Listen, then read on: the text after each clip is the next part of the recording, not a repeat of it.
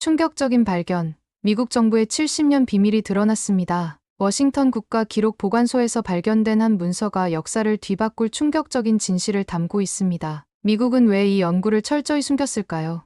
그리고 미국 정부는 왜 이를 은폐하기 위해 학자들까지 위협했을까요? 더욱 놀라운 사실은 일본 정부도 이 문서의 내용을 알고 있었다는 점입니다. 워싱턴의 한 역사학자의 용기 있는 폭로로 시작된 이 사건은 이제 전 세계 학계와 외교가를 뒤흔들고 있습니다. 대체 무엇이 그토록 위험한 진실이었을까요? 지금부터 전직 미군 정보장교 해럴드 밀러의 놀라운 이야기를 들려드리겠습니다. 안녕하세요.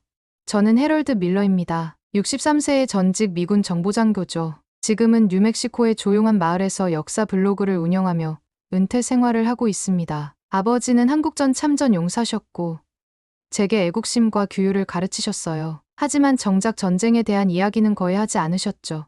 평생을 미국의 정보기관에서 일하며 국가 안보를 지키는 일에 헌신했습니다. 저에게 규칙과 질서는 삶의 중심이었어요. 언제나 분명한 선이 있다고 믿었습니다. 옳고 그름, 우리와 그들, 안전과 위험 사이의 선이요. 그 경계를 지키는 것이 제 임무였습니다. 아내는 2년 전 지병으로 떠났어요. 그녀가 없는 빈자리를 채우려 역사에 관한 글을 쓰기 시작했습니다. 특히 냉전 시대 미국의 대외 정책에 관한 글을 많이 썼죠. 제가 직접 경험했던 일들이니까요. 제겐 아들 브랜든과 한국계 며느리 이소연, 그리고 10살 손녀 에린이 있습니다. 브랜든은 제 길을 따라 CIA에서 일하고 있어요. 자랑스럽지만 때로는 그 세계의 무게를 아들에게 물려준 것 같아 마음이 무겁기도 합니다. 제 인생은 평화롭게 마무리되는 듯했습니다. 그런데 아내의 유품을 정리하던 어느 날, 제 세계관을 완전히 뒤흔들 한 가지 발견을 하게 되었습니다. 그것은 60년이 넘도록 감춰져 있던 진실이었죠. 이제 그 이야기를 들려드리겠습니다. 아내의 장례를 치른 지 2달이 지났습니다. 아직도 집 안곳곳에는 그녀의 흔적이 남아있죠. 침대 옆 테이블에 놓인 반쪽짜리 안경, 책장에 꽂힌 그녀의 수필집, 그리고 옷장 속 손때 묻은 옷가지들까지. 저는 오늘 아침 마침내 그녀의 유품을 정리하기로 마음먹었습니다. 아내의 물건들을 하나씩 상자에 담으며 울컥했지만 이제는 받아들여야 할 시간이라고 생각했어요. 해럴드, 이건 내 인생의 한 장을 덮는 거야. 스스로에게 중얼거리며 옷장 맨 윗칸에 손을 뻗었습니다. 그때였어요. 낡은 가죽 트렁크가 눈에 들어왔죠. 아버지의 것이었습니다. 한국전쟁 당시 사용했던 군용 트렁크였어요. 트렁크를 내려놓으며 먼지가 일었고 저는 잠시 기침을 했습니다. 아버지는 평생 이 트렁크에 대해 말씀하신 적이 없었죠. 그저 건드리지 마라라는 말씀만 하셨습니다. 하지만 이제 아버지도, 어머니도, 그리고 아내도 모두 떠난 지금, 이 트렁크의 주인은 저였습니다. 열쇠는 없었지만 오래된 자물쇠는 쉽게 풀렸어요. 뚜껑을 열자 낡은 군복, 편지 몇 장, 사진들이 보였습니다. 그리고 그 아래 누렇게 변색된 문서 뭉치가 있었죠. 미 국방부 기밀 한국어 문자 연구 보고서. 제목을 읽는 순간 심장이 빨라졌습니다. 이건 분명 기밀 문서였고 제가 알아서는 안 될 내용일지도 모른다는 생각이 들었어요. 하지만 동시에 아버지가 이걸 왜 숨겨두셨는지 궁금했습니다. 아버지는 왜 이걸 간직했을까? 나에게 무슨 말을 하고 싶으셨던 걸까? 손이 떨렸습니다. 첫 페이지를 넘기자 영문과 한글이 함께 적힌 문서들, 그리고 사진들이 나왔어요. 1947년 날짜가 적힌 문서였습니다. 한글의 과학적 우수성 및 효율성 연구라는 제목이 눈에 들어왔죠. 놀랍게도 문서에는 미군정이 해방 직후 한글의 교육 효율성에 관한 실험을 진행했다는 내용이 담겨 있었습니다. 그리고 그 결과가 믿기 힘들 정도로 놀라웠어요. 한글 학습자들은 4주 만에 98%의 문해력 달성. 영어 대비 학습 시간 5분의 1소요. 저는 고개를 저었습니다. 이건 말도 안 되는 결과였어요. 제가 알던 세계관과는 완전히 다른 내용이었죠. 평생 미군 정보장교로 일하면서 한글에 대해 이런 연구가 있었다는 얘기는 들은 적이 없었습니다. 문서를 빠르게 넘기며 더 많은 내용을 보았어요. 시험 사진, 데이터, 그리고 마지막 페이지에는 충격적인 결론이 적혀 있었습니다. 한글의 높은 효율성은 미국의 영향력 확대에 위협이 될 수 있음. 본 연구의 기밀 유지 및 한글 보급 억제 정책 권고. 숨이 막혔습니다. 이건 단순한 연구가 아니었어요. 의도적인 은폐였죠.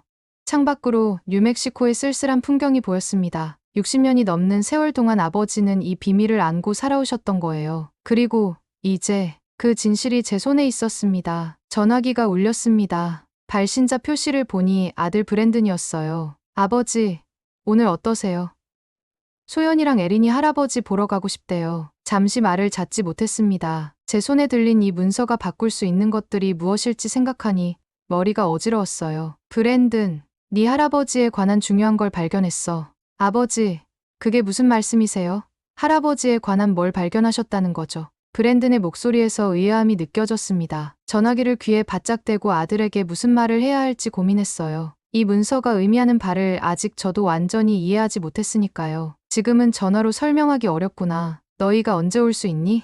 내일 오후에 갈게요. 무슨 일인지 걱정되네요. 전화를 끊고 나서도 한동안 문서를 들여다보았습니다. 미국 정부가 한글의 우수성을 알고도 의도적으로 억압했다는 사실이 믿기지 않았어요. 저는 수십 년간 정보장교로 일하면서 국가의 모든 결정은 정의롭다고 믿었거든요. 그 믿음이 순식간에 무너지는 기분이었습니다. 다음 날 오후, 현관 초인종이 울렸어요. 브랜든과 이소연, 그리고 에린이 도착했습니다. 문을 열자마자 에린이 달려와 안겼습니다. 할아버지, 보고 싶었어요. 에린의 밝은 미소를 보니 잠시 걱정을 잊었어요. 하지만 브랜든의 얼굴은 심각했습니다. 그는 직감적으로 무언가 큰일이 일어났다는 것을 알고 있었던 거죠. 이소연, 에린이랑 잠시 뒤뜰에서 놀아줄래? 브랜든이랑 할 이야기가 있어. 이소연은 눈빛으로 상황을 짐작했는지 고개를 끄덕이며 에린의 손을 잡고 나갔습니다. 저는 브랜든을 서재로 안내했어요. 아버지, 어제 말씀하신 거 대체 무슨 일이에요? 저는 아버지의 문서를 책상 위에 조심스럽게 펼쳤습니다. 브랜든의 얼굴이 순간적으로 굳어졌어요. CIA 분석관인 그는 문서의 분류 등급을 즉시 알아봤을 테니까요. 이건 기밀 문서잖아요. 어디서 나온 건가요? 내 할아버지의 트렁크에서 발견했어. 내용을 읽어봐. 브랜든은 천천히 문서를 살펴보기 시작했습니다. 페이지를 넘길 때마다 그의 표정이 점점 긴장되는 게 보였어요. 마지막 페이지에 도달했을 때 브랜든은 고개를 들고 저를 똑바로 쳐다봤습니다. 아버지, 이건 위험한 문서예요. 어디서 났든 공개되면 안 되는 내용입니다. 내가 무슨 말을 하는 건지 알아. 하지만 이건 진실이야. 미국이 한글의 우수성을 알고도 숨겼다는 증거라고. 브랜든은 의자에 깊이 기대앉았습니다. 그의 얼굴에는 제가 잘 아는 표정, 국가 안보와 개인적 도덕성 사이에서 갈등하는 표정이 역력했어요. 아버지, 문서가 진짜라고 해도 이건 70년도 더 된 옛날 이야기예요. 지금 와서 무슨 의미가 있나요? 그건 다 이유가 있어서 묻힌 겁니다. 이유? 어떤 이유가 진실을 묻는 걸 정당화할 수 있니? 브랜든은 한숨을 내쉬었습니다. 그의 목소리에는 안타까움이 담겨 있었어요. 저도 CIA에서 일하면서 많은 걸 봤어요. 세상은 아버지가 생각하는 것처럼 흑백으로 나뉘지 않아요. 때로는 큰 그림을 위해 작은 진실들이 희생되기도 합니다. 화가 치밀었어요. 내 아들의 입에서 그런 말이 나오다니. 큰 그림. 다른 나라의 문화를 억압하는 게 큰 그림이라고. 내 아내는 한국계야. 내 딸은 반은 한국인이라고. 브랜든의 목소리가 높아졌습니다. 그래서 더 조심해야 해요. 아버지, 이런 문서를 파헤치면 제 경력에도 영향이 갈 수 있어요. 에린의 미래도 생각해주세요. 그 순간 서재 문이 열렸습니다. 이소연이 서 있었어요. 그녀의 눈빛에서 무언가를 듣고 말았다는 것을 알 수 있었습니다. 무슨 이야기를 하고 계신 거예요? 한국과 관련된 문서라고요. 브랜든이 서둘러 말했습니다. 아무것도 아니야, 소연아. 하지만 이소연의 시선은 이미 책상 위 문서에 고정되어 있었어요. 브랜든과 저는 서로를 바라보았습니다. 이제 이 진실은 우리 가족 안에서 퍼져나가고 있었죠.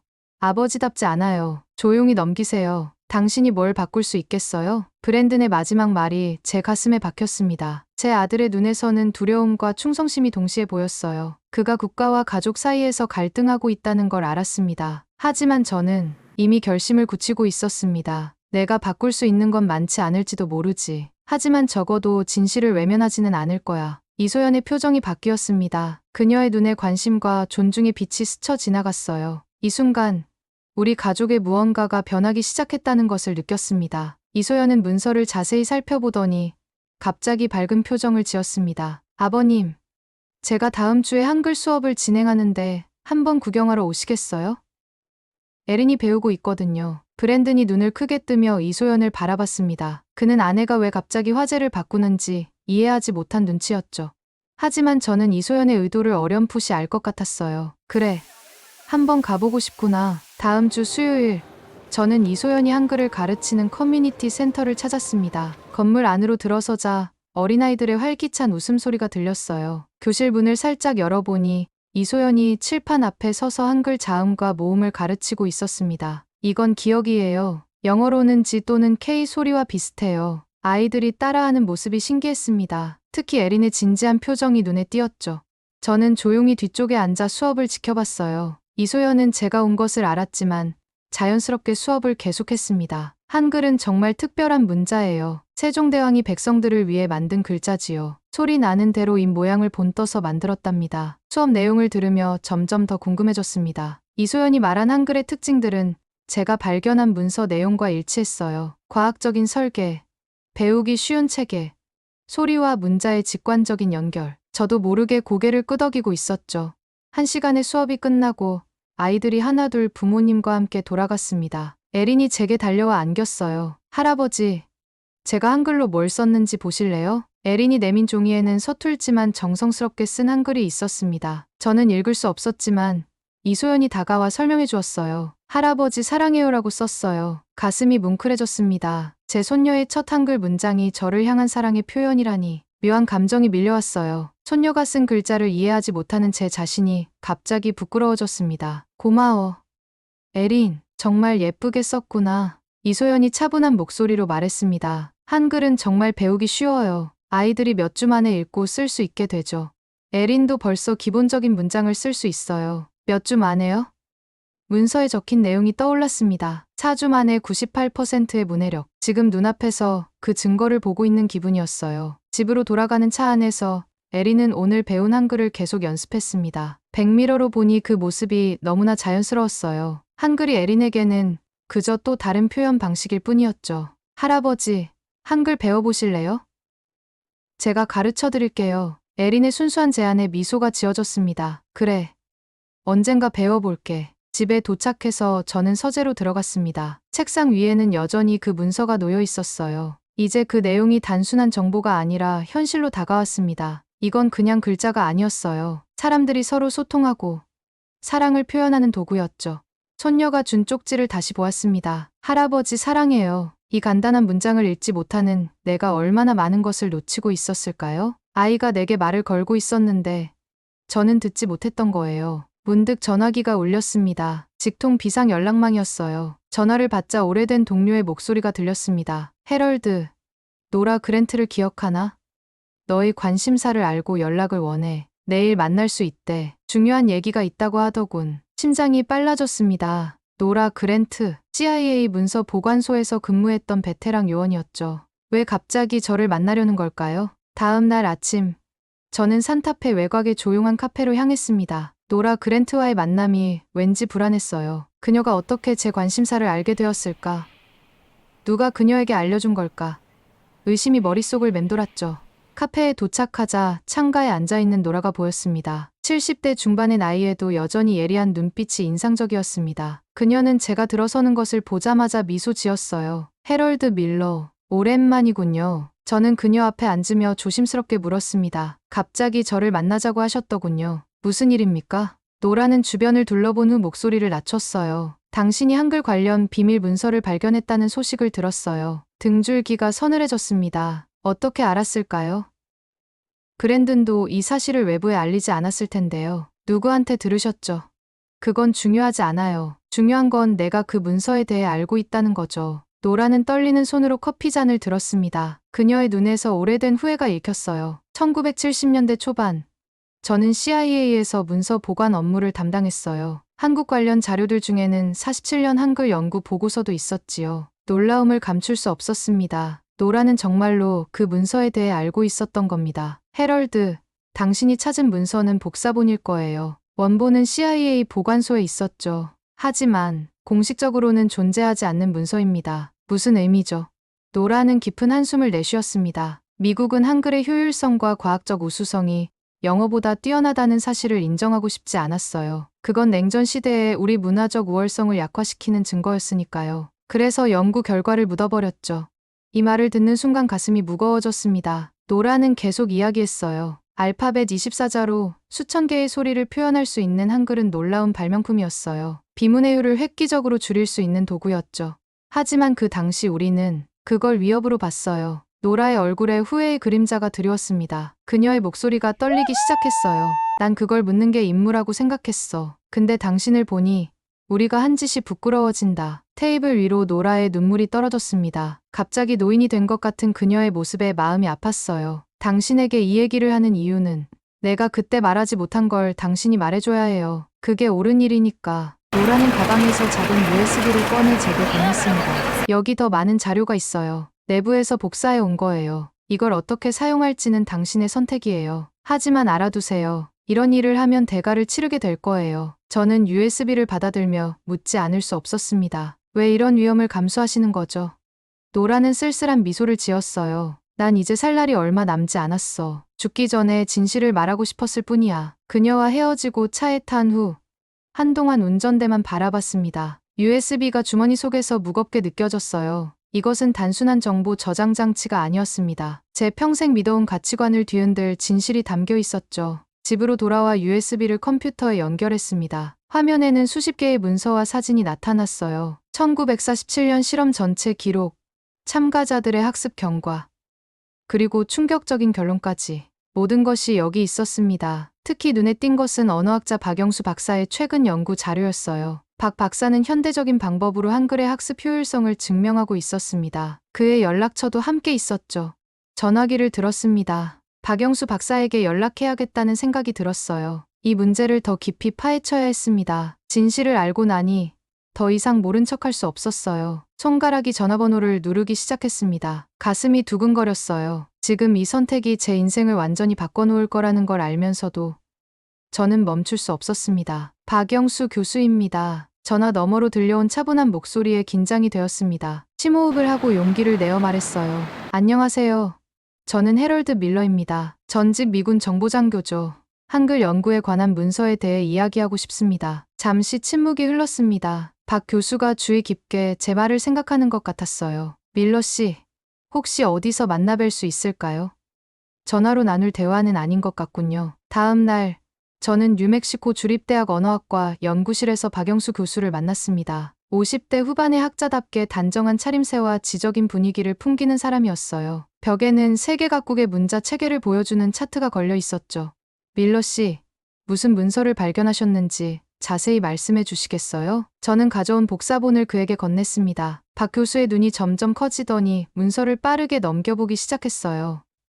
이건 정말 놀라운데요. 1947년 연구라고요?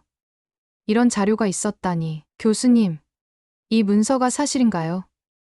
한글이 정말 이렇게 효율적인 문자인가요? 박 교수는 안경을 고쳤으며 고개를 끄덕였습니다. 의심할 여지가 없습니다. 한글은 세계에서 가장 과학적으로 설계된 문자예요. 제가 지난 15년간 연구해온 결과도 이 문서의 내용과 일치하죠. 박 교수는 컴퓨터로 자신의 최신 연구 자료를 보여주었습니다. 한글과 다른 문자 체계의 학습 속도를 비교한 그래프였어요. 보세요.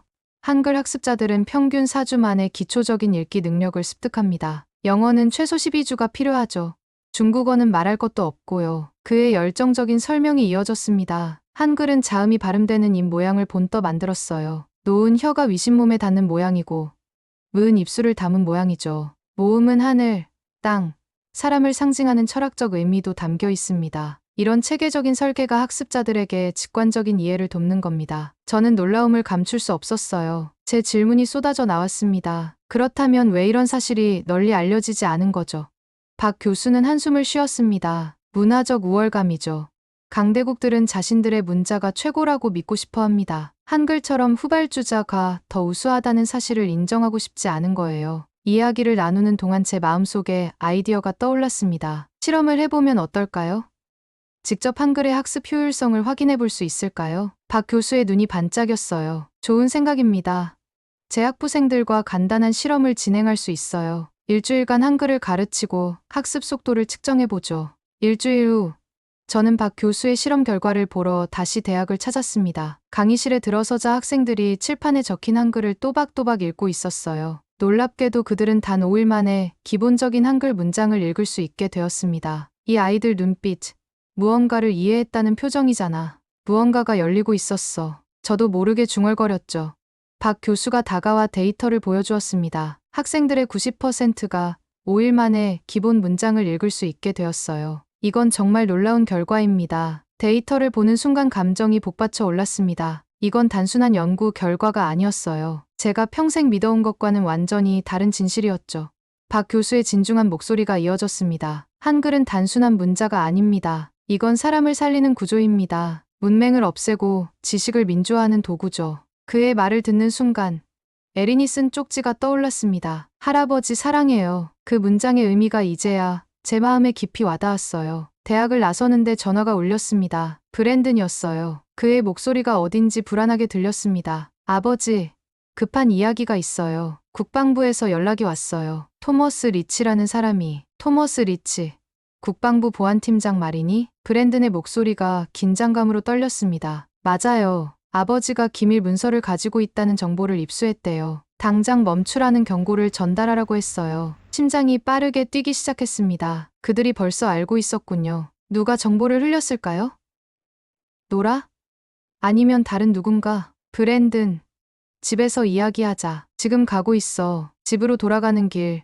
머릿속은 혼란스러웠습니다. 이제 국방부까지 개입했다니. 상황이 심각해지고 있었어요. 현관문을 열자 브랜든이 거실에서 초조하게 기다리고 있었습니다. 이소연은 에린을 데리고 다른 방에 있는 듯했어요. 아버지, 무슨 일을 벌이고 계신 거예요? 대학에서 한글 실험까지 하셨다면서요? 위치가 다 알고 있었어요. 저는 소파에 앉으며 한숨을 내쉬었습니다. 진실을 알아야 했어. 한글에 대한 미국의 정책이 얼마나 잘못되었는지. 브랜든의 얼굴이 창백해졌어요. 이건 단순한 학술적 호기심의 문제가 아니에요. 국가 안보와 관련된 일이라고요. 리치는 아버지가 계속 진행하면 법적 조치를 취하겠다고 했어요. 문득 현관 초인종이 울렸습니다. 브랜든과 저는 서로를 바라봤어요. 브랜든이 문을 열자 50대 후반의 남자가 서 있었습니다. 날카로운 눈빛, 완벽하게 다림질된 수트. 직감적으로 알 수 있었죠. 토머스 리치였습니다. 밀러 씨, 대화 좀 할 수 있을까요? 리치는 거실로 들어와 주변을 둘러보았습니다. 그의 눈빛에서 위협이 느껴졌어요. 당신이 가진 문서는 여전히 기밀입니다. 국가 안보에 위협이 될 수 있어요. 제 목소리가 떨렸지만 단호하게 대답했습니다. 70년 전 연구가 어떻게 지금 안보 위협이 되죠? 이건 문화적 은폐에 불과해요. 리치의 입가에 차가운 미소가 번졌습니다. 밀러 씨, 우리는 당신의 배경을 잘 알고 있습니다. 평생 국가를 위해 일했죠. 그런 명예로운 경력을 이런 식으로 끝내고 싶으신가요? 위협하시는 겁니까? 충고일 뿐입니다. 당신 아들도 정보기관에 있지요? 이런 일은 가족 전체에 영향을 미칠 수 있어요. 브랜든의 얼굴이 굳어졌습니다. 리치는 자리에서 일어났어요. 48시간 드리겠습니다. 모든 자료를 반환하고 이 일을 잊으세요. 그게 모두를 위한 최선입니다. 리치가 떠난 후 거실은 무거운 침묵에 빠졌습니다. 브랜든이 먼저 입을 열었어요. 아버지, 그만하세요. 제발요. 그의 목소리에 절박함이 묻어났습니다. 저는 창밖을 바라보며 생각에 잠겼어요. 진실과 안전, 양쪽 모두를 지킬 방법은 없을까요? 밤이 깊어졌습니다. 잠들지 못한 채 에린의 방 앞에 서 있었어요. 문을 살짝 열자 달빛이 에린의 얼굴을 비추고 있었습니다. 책상 위에는 한글 공책이 놓여 있었죠. 내가 이걸 말하면 널 위험하게 할 수 있어. 그런데 말하지 않으면 나 자신이 사라져. 중얼거리며 공책을 집어 들었습니다. 에린이 쓴 한글 글자들. 그 안에서 미래가 보였어요. 얘가 자라서 이 세상에서 진실을 말할 수 있길 바라는 마음이 간절했습니다. 아침이 밝았습니다. 브랜든과 이소연, 에린은 아침 식사를 하고 있었어요. 저는 결심한 듯 식탁에 앉았습니다. 내가 결정했어. 이 일을 계속할 거야. 브랜든이 포크를 놓았습니다. 그의 눈에 눈물이 고였어요. 아버지, 걱정 마. 너와 너희 가족에게 해가 가지 않도록 할게. 내 이름으로만 진행할 거야. 이소연이 조용히 제 손을 잡았습니다. 그녀의 눈빛에서 지지와 존경이 느껴졌어요. 아버님, 어떤 결정을 내리든 저희가 곁에 있을게요. 에린이 의아한 표정으로 우리를 바라보았습니다. 아직 상황을 이해하기엔 너무 어렸지만 가족의 긴장감은 느끼는 듯했어요. 할아버지, 왜 울어요? 제 뺨을 타고 눈물이 흘러내리고 있었습니다. 저도 모르게 괜찮아.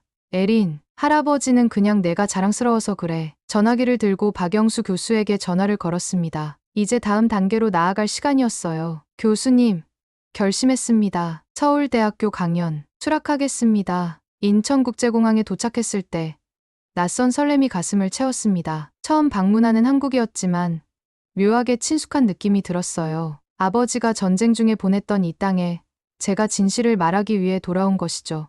박영수 교수가 공항에서 저를 맞이했습니다. 밀러 씨, 한국에 오신 것을 환영합니다. 강연 준비는 다 되셨나요? 고개를 끄덕였지만 속으로는 불안감이 가득했어요. 브랜드는 결국 함께 오지 않았습니다. 마지막 순간에 미안해요.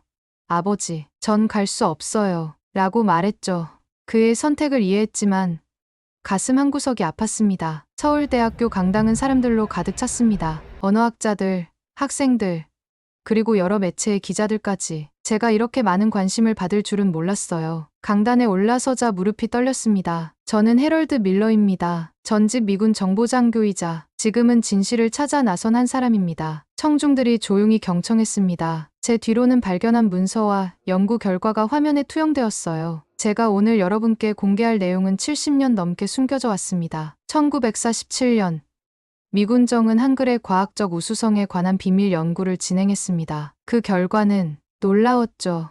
숨을 깊게 들이마셨습니다. 이제 돌이킬 수 없는 강을 건너고 있었어요. 한글은 세계에서 가장 효율적이고 과학적인 문자 체계임이 증명되었습니다. 학습 속도가 영어의 5배, 문해율 향상이 다른 어떤 문자보다 빨랐죠. 그런데 이 연구는 의도적으로 묻혔습니다. 청중 사이에서 술렁임이 일었어요. 어떤 사람들은 놀라움에 입을 다물지 못했고 다른 사람들은 분노한 표정을 지었습니다. 미국은, 제 조국은 이 사실을 인정하고 싶지 않았습니다. 영어의 문화적 우월성이 도전받는 것을 원치 않았죠. 목이 메었습니다. 손이 떨렸어요. 깊은 숨을 내쉬고 계속했습니다. 저는 평생 조국을 위해 일했습니다. 그러나 오늘 저는 이렇게 말해야겠습니다. 내가 틀렸습니다. 청중들이 숨죽였습니다. 눈앞이 흐려졌지만 꾹 참고 말을 이어갔어요. 진실을 말하는 데 필요한 건 학위도 권력도 아니었습니다. 오직 용기였습니다. 한글은 단순한 문자가 아닙니다. 세종대왕이 백성들을 위해 만든 위대한 발명품이죠. 제 목소리가 떨렸지만 진심이 전해졌는지 청중들의 눈에서 감동의 빛이 보였습니다. 이 연구가 묻혀있는 동안 얼마나 많은 사람들이 더 쉽게 문해력을 얻을 기회를 잃었는지 생각하면 가슴이 아픕니다. 오늘부터 이 진실이 널리 알려지길 바랍니다. 발표가 끝나자 강당이 박수로 가득 찼습니다. 사람들이 일어서서 박수를 쳤어요. 몇몇은 눈물을 훔치고 있었습니다. 한 노인 청중이 단상으로 걸어왔어요. 80대로 보이는 할머니였습니다. 밀러 씨, 제가 어렸을 때 우리는 한글을 가르치는 것조차 어려웠어요. 미군정 시기에 영어 교육이 강조되었거든요. 이제야 우리 글이 존중받는 것 같아요. 할머니의 손을 잡는 순간 제 눈에서도 눈물이 흘러내렸습니다. 그분의 손에서 오랜 세월의 무게가 느껴졌어요. 강연이 끝난 후 기자들이 저를 둘러쌌습니다. 질문이 쏟아졌어요. 미국 정부의 보복 조치가 두렵지 않으신가요? 한글의 어떤 점이 가장 효율적이라고 생각하십니까? 왜 지금 이 사실을 공개하기로 결심하셨나요? 그중 하나의 질문이 제 마음을 울렸습니다. 손녀분도 한글을 배우고 있다고 들었습니다. 어떤 의미가 있나요? 목이 메었습니다. 에린의 얼굴이 떠올랐어요. 제 손녀는 제가 평생 보지 못했던 것을 보게 해줬습니다. 진정한 소통이 무엇인지를요. 그 아이가 한글로 쓴 할아버지 사랑해요라는 문장이 제 인생을 바꿨습니다. 호텔로 돌아와 휴대폰을 확인했더니 수십 통의 메시지가 와 있었습니다. 그중 하나가 브랜든에게서 온 것이었어요. 아버지, 강연 봤어요. 자랑스럽습니다. 사랑해요. 눈물이 흘러내렸습니다. 창밖으로 서울의 밤 풍경이 펼쳐져 있었어요. 멀리서 온 낯선 사람이었지만 이상하게도 이곳에서 제 영혼의 일부를 찾은 것 같았습니다. 한국에서 돌아온 지 6개월이 지났습니다. 그 사이 제 인생은 완전히 바뀌었어요. 서울대 강연 이후 전 세계 언론에서 연락이 쏟아졌고 여러 대학에서 강연 요청이 이어졌습니다. 제가 공개한 문서는 학계에 큰 파장을 일으켰죠. 처음 예상했던 정보의 보복은 없었습니다. 오히려 국방부는 침묵으로 일관했어요. 아마도 70년 전 일을 부정하는 것보다 조용히 넘어가는 편이 낫다고 판단했나 봅니다. 리치는 더 이상 저에게 연락하지 않았고 브랜든의 경력에도 다행히 영향이 없었어요. 오늘은 특별한 날입니다. 제 책 숨겨진 글자, 한글의 진실이 출간되는 날이죠. 책상 위에 놓인 갓 인쇄된 책을 바라보며 감회가 새롭습니다. 책 표지에는 세종대왕의 초상화와 훈민정음 원본의 일부가 그려져 있었어요. 할아버지, 책 다 됐어요? 뒤에서 에린의 목소리가 들렸습니다. 고개를 돌리자 에린이 방문 앞에 서 있었어요. 이제 11살이 된 에린은 한글을 꽤 능숙하게 읽고 쓸 수 있게 되었습니다. 그래, 마침내 완성됐단다. 에린이 다가와 책을 살펴보았습니다. 그녀의 눈빛에서 호기심과 자부심이 동시에 느껴졌어요. 할아버지 책에 제 이야기도 있어요? 웃음이 나왔습니다. 에린에게 책의 마지막 장을 보여주었어요. 물론이지. 내가 쓴 첫 한글 편지가 이 모든 일의 시작이었으니까. 여기 봐.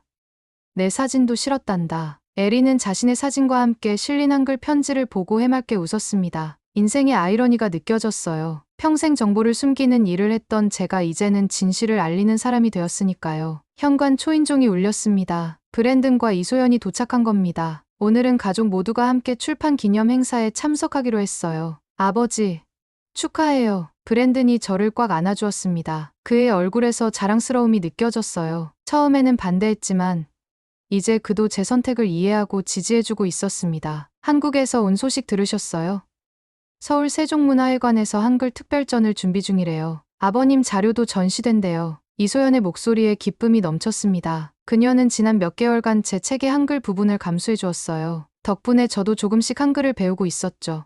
정말 놀라운 여정이었어요. 이소연의 말에 고개를 끄덕였습니다. 나는 늦게야 배운 진실을 에린에게는 가장 먼저 가르치고 싶었어. 그것이 가문의 진정한 유산이라고 생각했거든. 브랜든의 눈에 눈물이 맺혔습니다. 그는 아버지였던 제 아버지의 사진을 바라보았어요. 사진 속 한국전 참전 군인은 무언가를 말하고 싶었던 걸까요?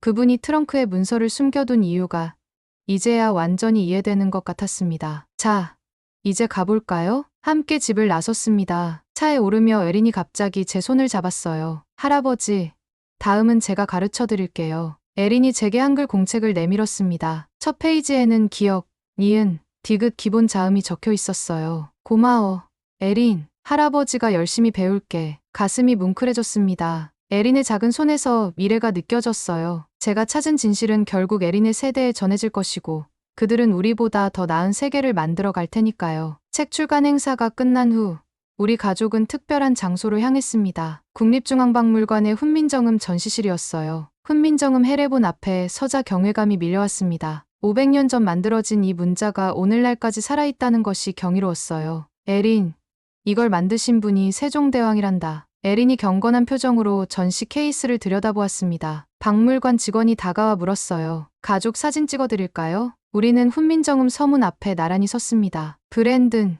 이소연, 에린, 그리고 저, 세 세대가 한자리에 모였어요. 카메라가 찍히는 순간 이상하게도 아버지도 함께 계신 것 같은 느낌이 들었습니다. 하나, 둘, 셋, 셔터 소리와 함께 우리 가족의 새로운 역사가 시작되었습니다.